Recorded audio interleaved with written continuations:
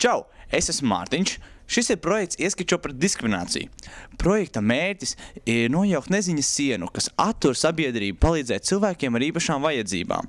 Galvenā doma ir veicināt līdzcietību un izpalīdzību cilvēku vidū.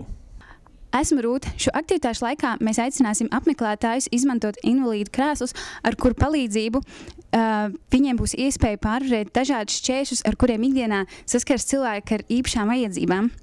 Kā arī aktivitātes ietvers dažādu skaņu un priekšmetu noteikšanu un darbību veikšanu, ierobežojot kādu no maņām. Mani sauc Raimonds. Mēs aicinām jūs palīdzēt mūsu projektam. Pirmā lieta, kā jūs varētu palīdzēt, ir atrast publiskas telpas mūsu akcijas norises vietai.